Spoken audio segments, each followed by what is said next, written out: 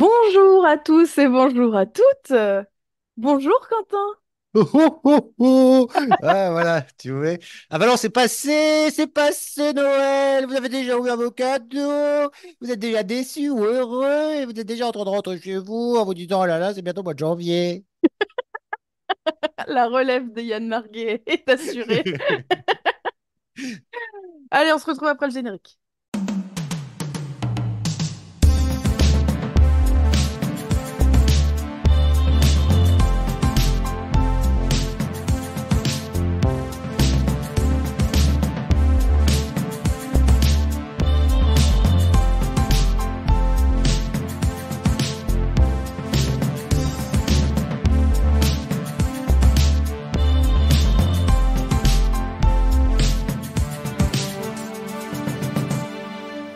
Les films, ça sert à ça, à apprendre à vivre, à apprendre à faire un lit. Alors aujourd'hui, on continue notre cycle, notre tour d'exploration de la cinématographie du duo Agnès Jaoui-Jean-Pierre Bacry, avec comme une image le deuxième film réalisé par Agnès Jaoui après Le goût des autres, réalisé en 2000, dont on vous a déjà parlé, et ce film-ci, comme une image, est réalisé en 2004. On y retrouve Jean-Pierre Bacry évidemment, Agnès Jaoui évidemment, on y retrouve également Marie-Lou Berry, Virginie Desarnaud et Ken Bouiza, Laurent Gréville et d'autres dont je ne me On ne risquerai connaît pas. pas le nom. à Grégoire la- Ostermayer. Oui, oui. Non, comment il s'appelle le pote de Jean-Pierre Bacry dans ce film-là? On l'a déjà vu ailleurs, mais je sais plus où. Grégoire? C'est pas Ostermayer, un truc comme ça? Ah bon? Bah alors, parce que oui, bah lui a un nom difficile à T'as peut-être raison, prononcer. hein. Attends, je vais. Euh, Oui, t'as raison. Oui, oui, c'est Oui, c'est ça. bien ça. Ok. Oui, qu'on aime beaucoup. Il est formidable, cet Pas mal. acteur. Formidable. Ah, attends, je le confonds. Ah bah je confonds les deux en fait. Je confonds Serge Riaboukine et Ah, Grégoire Serge Ostermayer. Riaboukina, oui, qu'on aime Voilà. beaucoup, qui avait déjà fait un film avec Agnès Jaoui quelques années auparavant, Une femme d'extérieur de Christophe Blanc. Je Oh! me demande si c'est pas là qu'ils se sont rencontrés. Peut-être se connaissaient-ils avant. On ne sait pas. On s'en fout d'ailleurs. Alors, Quentin, nous ferais-tu l'honneur finalement de pitcher ce film? Compliqué, compliqué, compliqué, car ce sont des histoires qui s'entremêlent. Hein, c'est un peu un film choral, n'est-ce pas? Alors j'espère que pendant mes allocutions, vous entendrez ce connard de voisin qui fait des travaux en dessous de chez moi. On C'est tout à n'entend fait rien, détestable. Eh bien, t'inquiète pas. vous n'entendez rien, c'est formidable. Je vais donc mettre un micro exprès contre le mur pour que vous entendiez. Il n'y a pas de raison que ça fasse chier que moi. Alors, oui. Alors, comment on pourrait faire très simplement? C'est difficile de savoir quel personnage suivre pour faire un résumé, mais disons qu'il y a trois histoires. L'histoire de Lolita, qui est la fille du personnage interprété par Bakri, Étienne Cassard, et qui est une jeune femme mal dans sa peau, qui fait de la musique classique, enfin du chant classique, bon, qui a comme prof Agnès Jaoui, Sylvia, qui se trouve être la compagne de Pierre. Pierre, qui est un écrivain plutôt pas très connu, plutôt qui ne gagne pas sa vie. Un écrivain, quoi, finalement.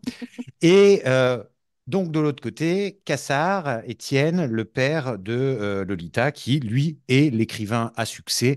Voilà, bon, alors ça, c'est pour poser les personnages. Et évidemment, évidemment, grâce à Lolita, c'est bien la seule chose pour laquelle on peut la remercier dans ce film. Eh bien, le Pierre et Sylvia vont rencontrer Cassard, l'écrivain connu, et donc évidemment, ça va avoir assez vite une petite incidence sur la carrière de Pierre, même si son troisième livre qui paraît, jusque-là, ça a été plutôt des petits succès, des tout petits succès, des succès nounés, je ne sais pas comment dire.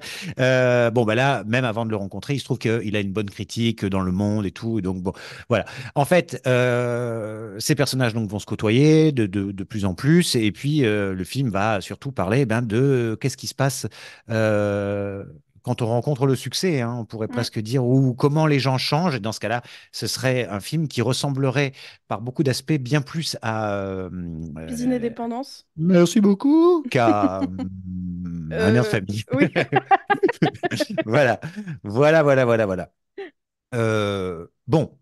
Donc, ça, c'est le pitch. Alors, tout de suite, disons-le, hein, vraiment, moi, j'aime beaucoup ce film. Je le trouve vraiment très, très bien. À tous les niveaux, il est là encore assez cruel, assez dur, parce que, ben, en fait, il n'y a strictement ou presque aucun personnage qui soit véritablement droit dans ses bottes. Mm, mm. En fait, le personnage qui semble être le plus droit dans ses bottes, enfin le moins corrompu, on pourrait dire, c'est celui interprété par Agnès Jaoui Sylvia. Mais Sylvia, elle aurait voulu dire non à Lolita pour le groupe de chant parce que ça lui fait des heures de boulot en plus et ça l'emmerde et elle travaille trop et machin et machin. Mais quand elle apprend que son père, c'est Étienne Cassard et comme elle a beaucoup, beaucoup d'estime pour cet auteur, eh bien évidemment, elle ne va pas lui dire non et elle va lui dire oui. Et c'est vrai que ça fait d'elle aussi un personnage qui eh bien, est un peu corrompu. Alors Mm. peut-être moins que d'autres, mais quand même.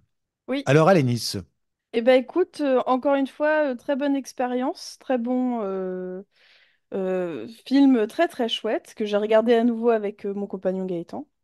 Donc on bon, a... il est dans toutes les émissions. Maintenant, à chaque fois que tu places son nom, il va faire les courses ou je sais pas comment ça s'organise chez Non vous mais maintenant que vous êtes là-haut. je me souviens pas s'il a fait des commentaires sur le film, mais si jamais j'en sors, voilà, je le dis dès à présent. Mais ouais, ça nous a beaucoup plu à tous les deux du coup.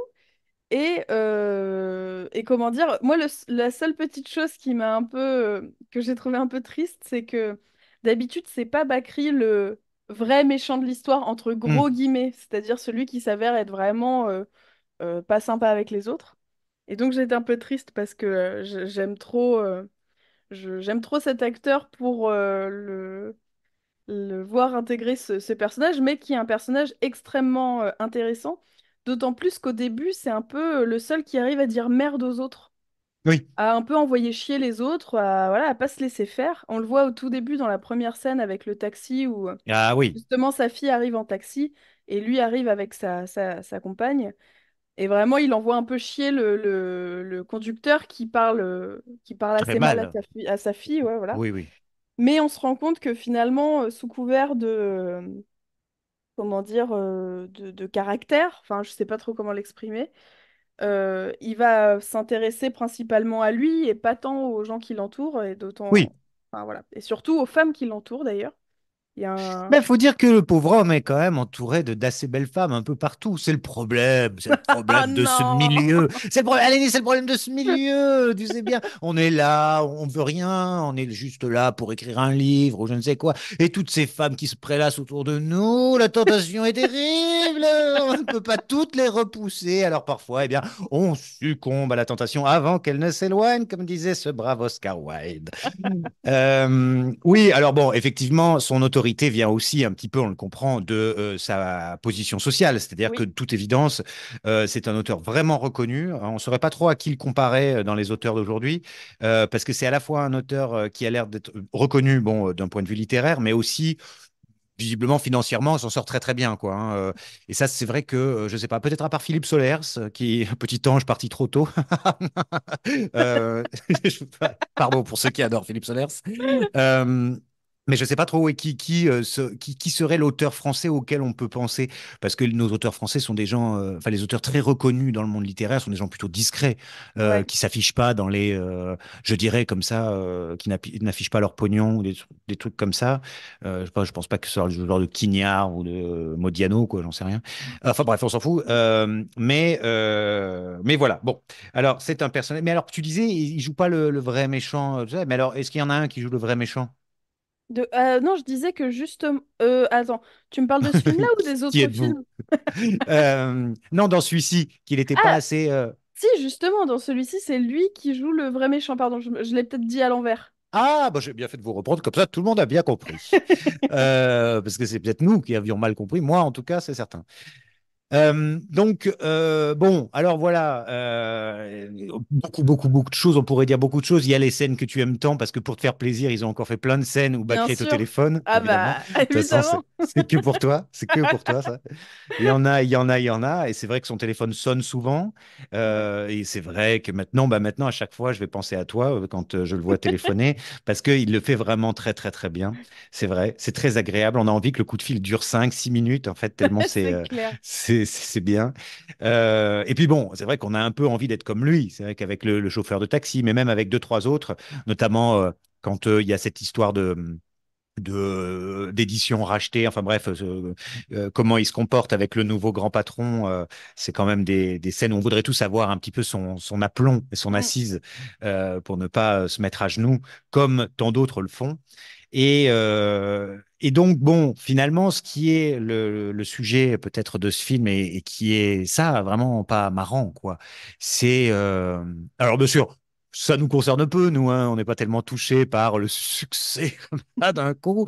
Hein, en ce qui me concerne, c'est plutôt l'inverse, mais disons que voir comment les gens changent très vite et notamment, c'est le cas de Pierre, quoi. oui. Pierre, qui est donc le compagnon de Sylvia, cet auteur qui donc est un petit écrivain, pas au sens de la qualité, mais au sens visiblement des critiques, de la médiatisation et de ce qu'il doit vendre comme exemplaire. Mm. Bon, bah, se met à aller fréquenter tout à coup les grands, un livre a bien marché, etc., etc.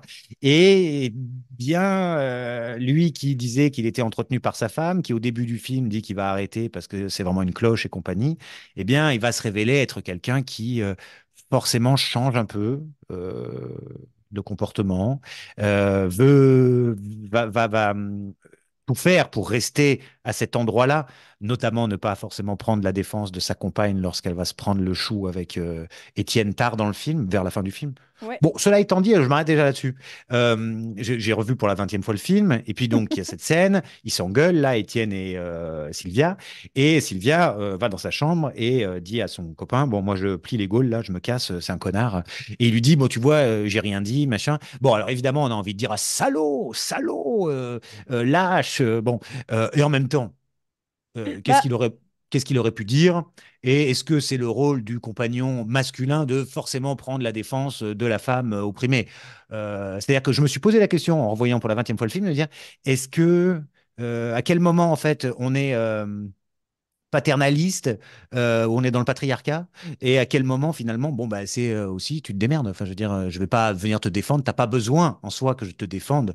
Elle lui tient bien tête aussi à l'autre. Donc c'est là que, en fait, ce qui est peut-être le plus remarquable, c'est que non seulement il fait rien, mais que il se lève pas au moment où elle part. Il pourrait l'accompagner, il pourrait, bon voilà, c'est qu'il reste vraiment piteusement là mm. en jouant la Suisse, alors que c'est surtout qu'il veut pas se prendre le bec avec Étienne, il a trop peur. J'imagine Bah, que c'est ça. en fait, c'est un peu ce qui le rend lâche. C'est pas tant qu'il prenne la défense tout de suite de sa compagne comme le pro chevalier qu'il devrait être. C'est Mhm.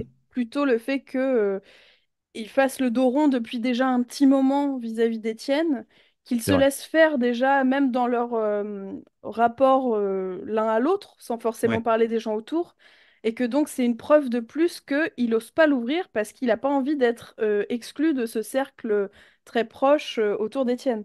Mhm. Donc je vois pas ça tant comme... alors effectivement, il n'est pas particulièrement sympathique avec sa compagne depuis quelques temps, on le voit Mhm. d'ailleurs même après quand ils vont se disputer tous les deux.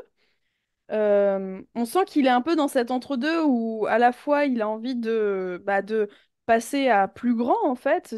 Il sent cette opportunité d'avoir plus de visibilité, d'avoir plus de lecteurs et de lectrices tout simplement. Mhm. Et donc je pense que sa lâcheté, c'est plus une accumulation de choses que seulement ce moment. C'est plutôt le fait de l'avoir mis en scène vraiment, comme tu dis, où il est tout penaud, il regarde ses pieds, il ose même pas lever les yeux pour voir ce Oui, qui oui, se c'est vrai. passe, Oui, quoi. oui. C'est pas tant, tu vois, Oui, pour c'est vrai que moi. il manque un peu il manque de caractère et oui, oui, il est très docile en fait. Mm, Il est rendu docile par cette situation où forcément depuis qu'il a quelque chose, ben bon, ben, ça c'est très humain. Hein, il a très peur de le perdre. Mais c'est vrai que c'est le personnage qui change le plus parce que bon, ben, parce qu'il fait des émissions de télé de merde et compagnie, mais aussi parce que il abandonne Félix, si ma mémoire est bonne, donc Serge Réabouquine. mm, Alors qu'au début, il disait l'inverse. Il disait Félix, il me traîne comme un boulet. Son livre de photos va pas sortir parce que c'est moi qui dois faire les textes. Mm. Et au moment où la vapeur s'inverse, je suis pas sûr que la vapeur puisse s'inverser, mais enfin, vous m'avez compris, n'est-ce pas? Eh bien, en fait, il l'a lâché, quoi. Il est trop Ouais. occupé à faire d'autres choses. Et donc, il fait pas les textes pour Félix. Et il y a cette scène vraiment où c'est là qu'ils sont vraiment brillants tous les deux, Jaoui et Bakri. C'est que, tu sais, il y a cette scène où Félix et Sylvia regardent Pierre passer dans cette émission qui est une émission qui ressemble donc très fort à Ardisson. Hein. Ouais, c'est ça. C'est à peine caché, quoi. C'est tout le monde en parle ou je ne sais quoi. Et l'émission se termine et ils discutent un peu et ils discutent de l'éditrice de Pierre et pourquoi, tu vois, ils sont en froid, tout ça, machin. Donc l'éditrice qui est interprétée par Michel Moretti, que j'aime beaucoup, moi. Et donc il y a cette espèce, il y a ces deux répliques où Sylvia dit à Félix, ah mais je sais pas ce qu'elle a, son nom m'échappe là, mais elle a changé. Edith, je crois, c'est Edith. Edith. Mm. Je sais pas, Edith, je trouve qu'elle a changé ces derniers temps. Et puis, Félix la regarde et il fait, bah, tu sais comment c'est. Elle trouve que c'est vous qui avez changé. Mm. Et c'est juste cette réplique, elle résume l'histoire de l'humanité, quoi. Mm. C'est-à-dire comment les amitiés se brisent ou s'étiolent et comment finalement, bah, on veut jamais être celui qui est responsable. Donc, on se dit toujours que les autres ont changé. Ah, qu'est-ce qu'ils sont comme ça maintenant? Ah, ils sont devenus comme ci, ils sont devenus comme ça. Parce qu'évidemment, c'est beaucoup plus facile de porter un regard sur les autres que sur nous. Bien C'est sûr. sûr que si on se regardait en disant, putain, j'ai changé, je suis vraiment devenu une grosse merde. Bon, bah évidemment, si les gens étaient capables de faire ça, il n'y aurait pas de guerre, tout le monde s'aimerait, enfin, ça irait plutôt pas trop mal. Mais et puis peut-être que c'est vrai, peut-être que c'est voilà, peut-être que vraiment c'est les autres parfois qui ont changé. Bon, là, de toute évidence, si ce n'est pas Sylvia, c'est de toute évidence Pierre qui a Oui, changé. Et de toute façon, il a changé parce qu'il a déjà projeté à ce moment-là, c'est pas encore fait, je crois, mais il a déjà projeté de la quitter, oui, Edith, pour changer d'éditeur, bah, parce qu'il y a du pognon à se faire chez Cassard. tout à fait. Sylvia, c'est presque un petit peu le personnage de l'entre-deux, c'est-à-dire que Ouais, elle suit le chemin de son compagnon Pierre sur enfin, elle glisse un peu sur cette notoriété, tout en voyant bien que elle-même est un peu mise de côté par lui, ouais, qu'elle-même fait un peu partie de son ancien monde. c'est Donc, exactement ça. elle est vraiment un peu dans l'entre-deux, quoi. Et d'ailleurs, le film se finit sans qu'on sache bien ce qui va se passer. Parce qu'on disait l'autre fois pour d'autres films que c'était ces soirées qui finissent mal, que c'était pas prévu et où vraiment il y a des choses qui vont être a priori brisées à tout jamais. Mm. Le film se termine quand même avec au moins une réconciliation légère, enfin même deux, c'est-à-dire Lolita et son copain Fabien, Sébastien. Euh, et quand même une légère réconciliation entre le père et la fille. Mais en revanche, Sylvia est partie, donc on imagine bien que là c'est terminé avec, en tout cas avec Étienne Mm. Cassard, et Pierre ne l'accompagne pas. Il dit, Ouais. je te préviens, moi je ne pars pas. Donc on n'a pas de suite à ça. Mais enfin, Mm. on peut raisonnablement penser que le couple Pierre-Sylvia, vous prenez des notes, hein, les auditeurs, euh, enfin, les deux auditeurs, d'ailleurs, j'en profite pour faire un petit coucou à nos deux auditeurs, à ma tante Marie-Hélène et à mon oncle Pierre. Ce sont les deux seules personnes qui nous écoutent. Je vous C'est embrasse faux. très fort. On les embrasse, mais c'est faux ce que tu dis. On fait des bisous aux Euh, autres aussi. Ah bon, bah, s'il y en a d'autres, d'accord. Et qu'est-ce qu'il fait ton papa dans la vie? Ah, c'est lui, on va lui faire coucou alors le papa. Bon, et donc, oui, non, c'est assez cruel de pas savoir ce qui leur arrive parce Mm, que ça fait forcément, c'est la fin et ça fait écho au début où on se dit, alors ça arrive très souvent dans ce genre d'histoire où il y en a un qui a du succès, mais c'est de se dire que Sylvia, vraisemblablement, effectivement, a été celle qui a encouragé tant et plus son compagnon, qui a, alors c'est un peu petit de ma part, mais enfin, qui l'a entretenu de toute évidence mm. pour qu'il puisse ne faire que ça. Et on peut imaginer que lui, maintenant qu'il a du succès, non seulement il lâche son éditrice, mais peut-être qu'il va aussi lâcher sa femme pour aller baiser des putes. Et c'est quand même pas joli, joli. Voilà. Bon. Alors, qui ne l'a pas fait, bien sûr, que celui qui me jette la première pierre, d'accord, mais enfin, quand même. Moi, aujourd'hui, je suis la morale. Moi, j'arrive pas trop à savoir. Je pense que c'est. Pour le coup, Je vois les. Enfin, je suis peut-être plus optimiste que ce que Ah, la fin du film laisse penser. Pour moi, Pierre, il est. Malgré sa lâcheté sur le moment, j'ai l'impression qu'il est quand même pas aveugle et qu'il se rend compte un peu des choses.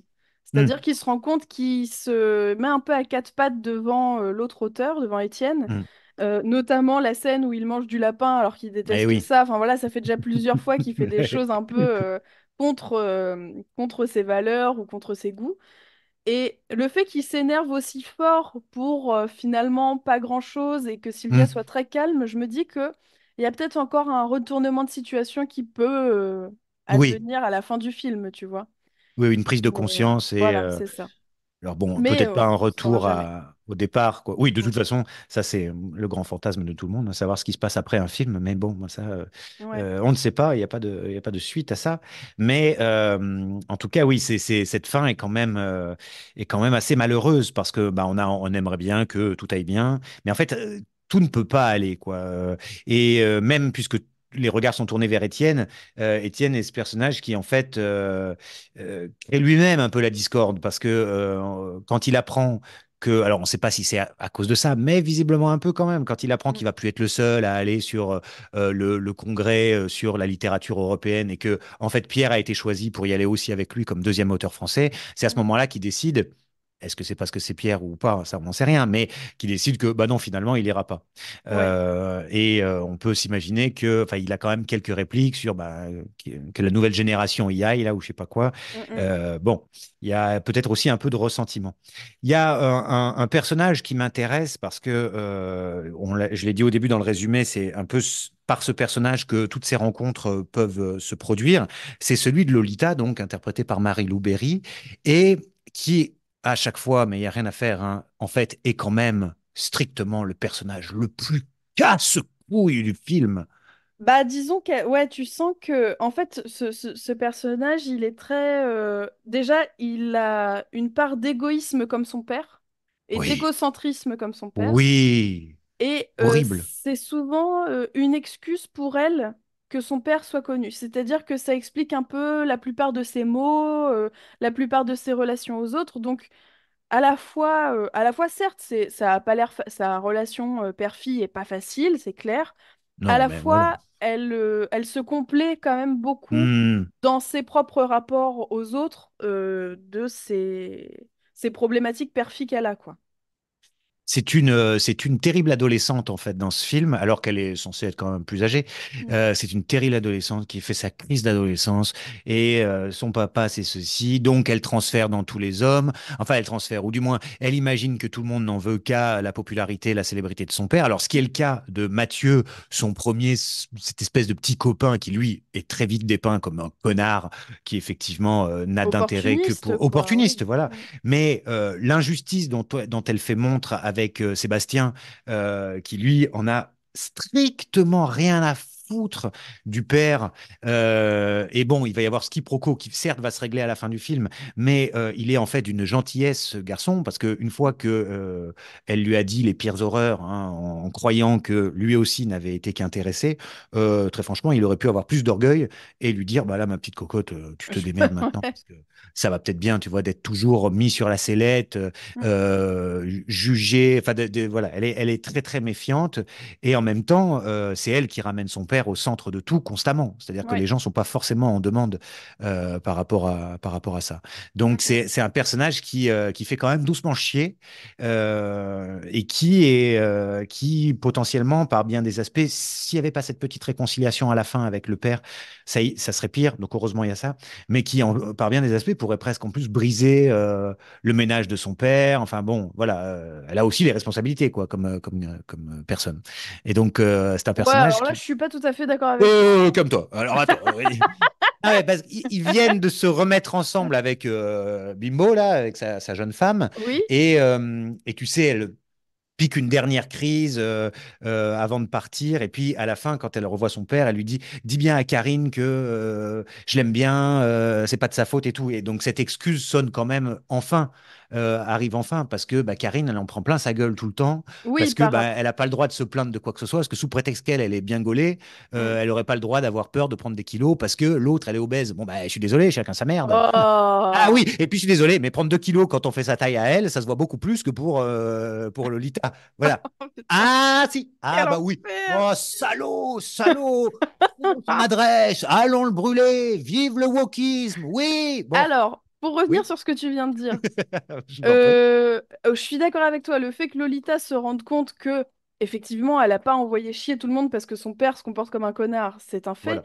Mais par contre, en ce qui concerne le ménage de son père et de sa nouvelle compagne, qui effectivement est très jeune, très belle, etc., il ne peut pas s'empêcher de l'envoyer chier et de lui envoyer des pics devant tout le monde. Bien On le sûr. voit au repas, au repas où il y a la famille, les amis. On le voit à la fin quand il lui dit, ah bah bravo, hein, c'était vraiment utile ce que tu viens de lui dire. C'était... Enfin voilà. Là pour le coup, Ah, il mais est il est lui-même. odieux. Voilà, on est En d'accord. revanche, lui, je le rachète pas. Lui, il est odieux avec elle, et même après s'être fait larguer une première fois et avoir pleuré tout ce qu'il pouvait, il recommence de plus belle, en fait. Bon, Oui, voilà. démonstration qu'en fait, ça change pas. Mm, mm. Et bon, et en plus, c'est très facile parce que elle répond pas beaucoup. C'est très facile pour lui. Il a 25 ans, 30 ans de plus qu'elle. Bah, Voilà, bien il sûr. l'écrase par son aura, etc. Et oui, ah non, non, mais il est pas chouette, hein, ce personnage. Parce que non seulement il rabaisse sa femme tout le temps, mais en plus, alors, sans aller forcément jusqu'à passer à l'acte, évidemment, mais enfin, il est quand même, voilà, il souligne bien, enfin, il aime bien les belles femmes. Et donc, il s'en cache pas. Alors, Bah, je dis pas qu'il faut s'en cacher, mais Oui, et puis c'est appuyé, quoi. je parlais de misogynie au début parce que vraiment, alors c'est pas qu'il les méprise, mais c'est qu'il les prend pas du tout en considération en tant qu'être humain en fait. À chaque fois Mm, qu'il parle d'une femme, c'est pour parler de son physique. Effectivement, quand sa fille chante, ça l'intéresse pas. Quand sa femme lui dit quoi que ce soit, ça l'intéresse pas. Quand Sylvia remet en doute son autorité, lui hurle dessus. mm. Donc c'est pas tant que. Alors oui, il peut être séduit ou voilà, mais c'est surtout. Et je me suis rendu compte que il a cette relation-là aux femmes, mais en fait aux personnes en règle générale. C'est-à-dire qu'il Bien sûr. s'intéresse pas à grand monde à part lui-même. Ben oui, et oui. Et c'est vrai que c'est à l'image de cette scène où, même si en vrai, enfin, moi j'arrive à le comprendre, ce moment où il sort du concert parce qu'il a plus d'inspiration depuis des mois et puis il a enfin un truc et il veut à tout prix l'écrire. Je veux dire, Mm. bon, c'est humain, trop humain. Mais en tout cas, l'idée est bonne, quoi. C'est-à-dire que il sort parce que ça, c'est plus important que d'écouter sa fille. Bon, Ouais. euh, en vrai, je suis assez d'accord avec lui. Mais non, non, mais parce que voilà, j'en ai rien à foutre de son truc de chant. Mais c'est vrai qu'en tant que père, c'est quand même extrêmement maladroit. Et puis le pire, c'est que ça, c'est rigolo, c'est qu'il vend la mèche tout seul parce qu'il était sûr que Sébastien l'avait dit. Et il le dit à sa fille qui ne le savait même pas qu'il n'était pas resté tout du long. Bon, voilà. Alors ça, c'est plutôt rigolo aussi. Ça aussi, c'est une façon de désamorcer certaines situations qui sont vraiment dramatiques. Ils arrivent à à les désamorcer parce que ce moment est vraiment hilarant. Mhm. Là, il est penaud. Il dit, putain, je suis vraiment trop con. Je ne savais pas. Voilà. Et bon, voilà. Alors, il y en a un dont on n'a pas vraiment le temps de parler parce que l'heure tourne, mais Vincent, donc l'assistant, que Grégoire, bon, que j'appelle Ostermayer, j'espère que c'est bien son nom. C'est pas Osterman, l'autre. je crois. Ah oui, bon, voilà, Osterman. ok. Osterman, ah oui, parce que Ostermayer, c'est au théâtre, oui. Oui. Ouais. Bon, voilà, bah, comme ça, j'ai parlé des deux. Je vous recommande la dernière création de Ostermayer, tu sais, cette réplique où il dit qu'avant de travailler pour Étienne, il était dans le terrorisme. je, je trouve ça extrêmement drôle d'avoir ça comme CV, quoi. Ouais. Voilà. De 80 à 97, j'étais dans le terrorisme. Ça marchait. Bon, c'était pas ça encore. Ça n'avait pas pris son envol comme après 2001, où là, vraiment, c'est devenu. Oh. Oh, Oh. alors, c'est fait moche. Voilà. Bien. Voilà. Bon, en tout cas, bon, il faut aimer le chant classique, hein, parce qu'il y en a partout.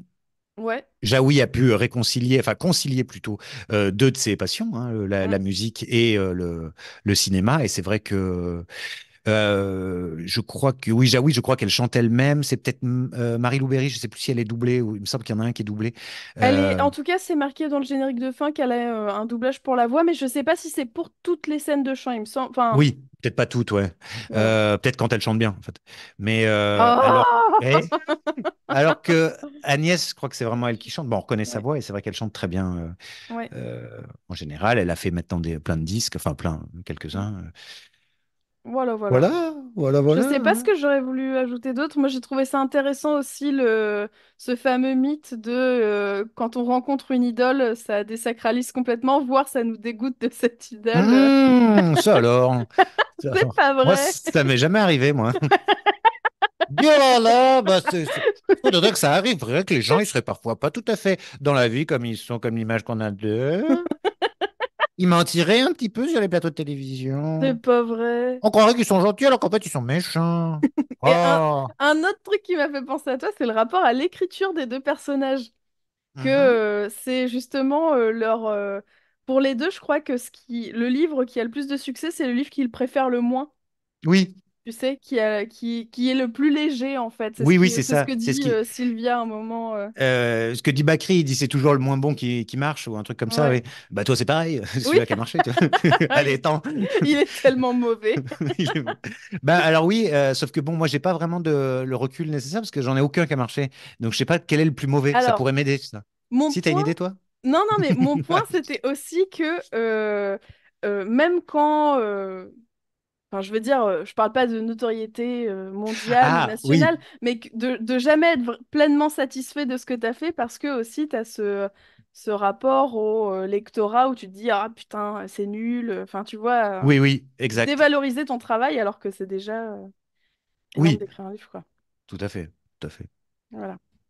C'est bien vrai. Bref, bref, bref. Voilà, et ben on arrive à la fin de cet épisode. La semaine prochaine, le dernier Oui, du cycle. tout à fait. À la place publique. Recommandation à Nice? Oui, ça m'a fait penser ce qu'on a raconté au film Orphée de Jean Cocteau sur le rapport entre le vieux poète et le jeune poète. C'est un film ancien hein, que j'aime énormément, que je revois quasiment tous les ans. Et donc, si vous n'avez pas eu l'occasion de le voir, je vous le conseille. Ah, bah tiens, ça me donne une idée, moi qui n'avais pas de recommandation. J'allais dire, allez vous faire cuire le cul, mais dans le même genre, avec Jaoui également, il y a ce film de François Favras qui s'appelle Le rôle de sa vie, avec Jaoui et Karine Viard, qui est un film, Ah, là pareil, que j'ai une fâcheuse tendance à revoir un peu tous les ans, comme ça. Là, en période de Noël, n'est-ce pas? Ça pourrait être le coup de le revoir. Et qui, voilà, bon, Jaoui est une actrice célèbre, et puis Karine Viard va se retrouver à être un peu à son service, mais c'était une fan au départ et blablabla. Et c'est vrai que le film, bah ça, oui, est-ce que c'est pas d'ailleurs, Hurlopative, voilà, on en c'est un avait peu, je pense que parlé, c'est il un me peu une, semble. Ouais. ah oui, bon bah voilà. De toute façon, on arrive à un stade où il est tout à fait possible que je fasse 15 fois les mêmes recommandations parce qu'on a fait trop d'émissions. Est-ce que je vous ai raconté la fois où j'étais avec vous? Voilà, voilà, voilà. Donc très bien. Eh ben, on vous souhaite à la semaine prochaine, parce que qu'est-ce qu'on peut vous souhaiter? Noël, c'est passé. On vous souhaite à l'année prochaine. Ah oui, on vous souhaite à l'année prochaine et puis des cours de grammaire, évidemment, évidemment. Et puis, bah, on vous embrasse, hein. Bonne année. Allez, salut! Au revoir.